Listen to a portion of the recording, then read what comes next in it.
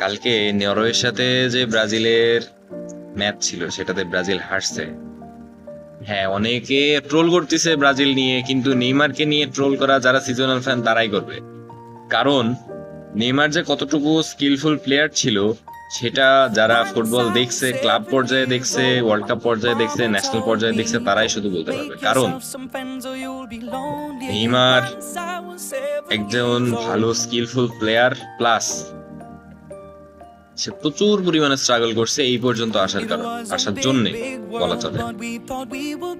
আর সত্যি কথা বলতে কি, ক্লাবে স্যান্টোসে হয়তো নেইমারকে দেখা যাবে, পরবর্তীতে হয়তো ব্রাজিল টিমের কোচ হিসেবে দেখা যাবে, কিন্তু হলুদ জার্সি গায়ে মানে ফুটবল পায়ে ম্যাজিশিয়ান নেইমারকে আর দেখা যাবে না। আর্জেন্টাইন ফ্যান হওয়া সত্ত্বেও কথাটা অনেক দুঃখের সাথেই বলতে হচ্ছে, সে নিজে কাঁদছে, তার ফ্যানদেরকে কাঁদাইছে, প্লাস যারা তাদের রাইভেল ছিল অর্থাৎ আর্জেন্টিনা ফ্যান যারা ছিল তাদেরকেও তারা মন খারাপ করছে। সুতরাং নেইমারকে হেড দেওয়ার কিছু না।